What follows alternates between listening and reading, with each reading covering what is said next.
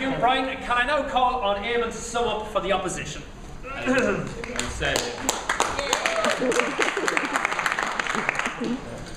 Mr. Chairman, ladies and gentlemen, members of the opposition teammates, it's my very great pleasure to stand up here to summarise the arguments for and against this motion before us tonight. I have to say that the opposition reminded me of a blind man in a dark room looking for a black cat that isn't there. really didn't know what they were on about. And that is quite understandable because they just haven't experienced of what the options are or the alternatives are in this debate. We have soldiered long and hard and well in the married field, and we are happy to say that we have come out of it very well because we have found partners who have suited us and have fulfilled our lives, and that is what happiness is about. Now, Martha made a very passionate address to us there at the start, but really she was only bluffing because you have to be very passionate when the arguments themselves are weak. And I honestly believe that Martha's arguments were weak because there was no substance in what she was saying to us there, because there is no substance in the argument, because there is no possibility that single people could in any way experience the type of life that married people have. Raj said that marriage is like a white elephant in the room, but really it's not. It's not. It's much more gentle than that, I can assure you, Raj. It's something that it's more like a gentle rabbit. Anthony seems to have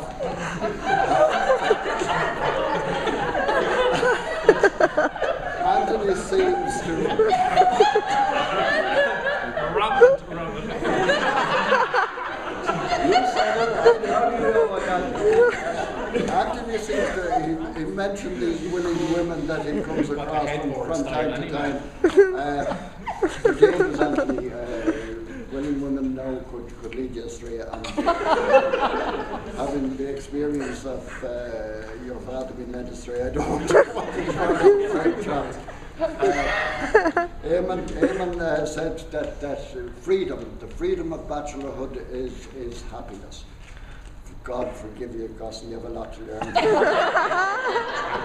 Freedom is that kind of thing. Freedom is purely insecurity, and let me tell you from long experience, there is no happiness in that. It's pure agony. On our own side, Charlie very passionately put before us his personal experience of a loving relationship and marriage. And that is the most emphatic argument you can get in favour of this, that a man will stand up and say, I love my wife and I am totally happy. And that is what Charlie was saying there tonight. Claire showed us that married men are contented.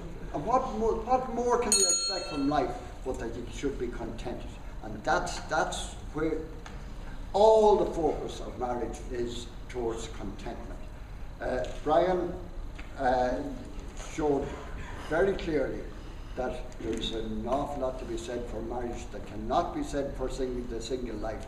And it's something that we can aspire to, and we who have experienced it, put it before you, that this is the life that is worth living, and married life, a happy life. Ladies and gentlemen, we oppose this motion.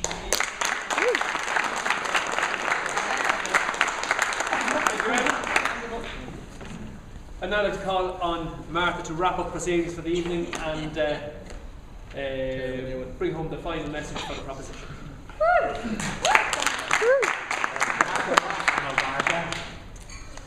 Mr. Chairperson, Madam Timekeeper, shackled, bound and hopeless members of the opposition, gentle rabbits, blind cats, blind people, and all the other things that were conjured up by the senile members of the opposition tonight. Welcome back. Thank you for bearing with us throughout this lengthy ordeal, which is probably longer than Roger's marriage. Provided us with nothing but pretense and fear. And I put it to you that in a situation, which is quite unusual, in which the spouses and offspring of the opposition are largely present, they were unable, through fear of retaliation, to provide any truths or indeed any facts related to this motion. Eamon said that the substance of our argument was unclear. It was clear from the very beginning. The motion relates to happiness. It relates to the happiness of being a bachelor versus the happiness of being a married man. We define bachelor as an unmarried man, and Eamon also defined that. However, his team members chose to ignore that definition. An unmarried man means a person who is not legally married, therefore anyone in any other state of a relationship. The substance of our argument is not only that happiness is what's right for you, and if you choose to be unmarried, you are therefore happy because you are choosing what is right for you. And yes, we may not know what it's like to be married, but it seems to be pretty easy to get married, so if I wanted to, I could probably just marry Raj and see what it's like. I'm happy. The other point of our argument was that, as we said, marriage is not just a piece of paper, it's a union which needs to be taken seriously, and I'm very moved to hear all the tributes to the spouses and gentle rabbits in the room. While marriage is a union that should be taken seriously, we should have the same respect for long-term relationships and civil unions here in Ireland.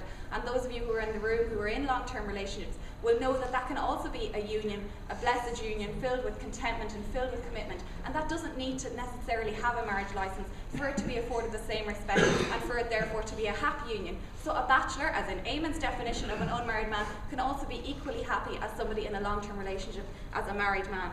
Eamon said that he experienced insecurity and doubt as a young man, and that was the reason why he wasn't happy as a bachelor. Well, I put it to you that my fine young bachelors on my team, Eamon, Anthony and Raj, will never have experienced that insecurity and doubt, being prime example of young single Irish men.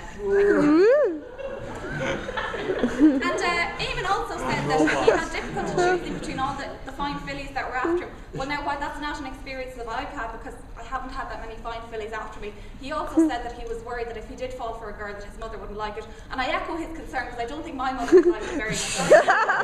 Take that on board. And also the opposition kind of went on about how they're in a perpetual state of bliss, but I'd just like to point out that they don't really look like a group of people that are in a perpetual state of bliss at the moment. Charlie then said that Raj had got it all wrong and that his experience was not a reflection of the average marriage. And while we appreciate that not everyone has been in Raj's unusual and diverse situation, it's still his experience, and to be honest, he got out on time before his spirit was broken and he started looking like a member of the opposition. And I'd like to take this opportunity to pay tribute to Angie's fortitude, because if I was going out with a fella for 12 years, I wouldn't care how many roses I got if there was no ring on my finger. Charlie, I'm thrilled for you that you found somebody that can put up with you and live with you all day, every day, but it's not right for everyone. That doesn't mean that we're unhappy. To be honest, I resent the implication. To be honest, ladies and gentlemen, on a serious note, I resent the implication that my life is somehow less rich or less fulfilled because I'm a single person. Because happiness is what's right for you, and we're all perfectly happy at the moment. And yes, we might get married down the line, and might turn around to Charlie someday and say, do you know what, Charlie, you had a point, but for now, my happiness is being a single person. And it's the same for these fine young fellas here. So, ladies and gentlemen, the substance of our argument was clear from the beginning. We proposed the motion that a bachelor's life is happier than that of a married man, and we followed through on that, despite the numerous untruths and various creatures of the imagination that were thrown up by an opposition clearly suffering from a long day. Ladies and gentlemen, vitality and youth, we would like to propose the motion that a bachelor's life is happier than that of a married man. Please stand with us and support this motion.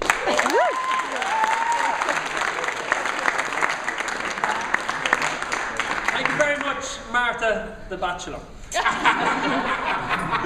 Any questions from the floor? No questions at all.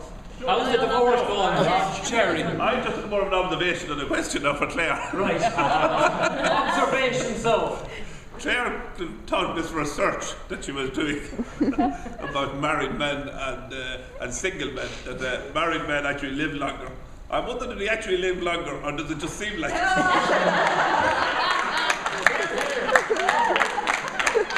Very, very good observation. Clear a reply? Or would you warrant it with one? No. Any more questions? Can I address that point actually, Jerry, just on a point of information, and I know this isn't really allowed, but you know, on a serious note, that while it's been shown that married men do tend to live longer, as in my practice as a young psychiatrist, I can say that all the evidence shows that the indexes for quality of life are actually much lower in married men. So even though it's a longer life, it's a much more unhappy one. Is that factual? Right, okay. While you're thinking about who you're going to vote for, I'd like to call on Sandy Gallagher, Darren Smith, Anthony Smith and Eamon Cassells, who are this year's National Macra Debating Champions.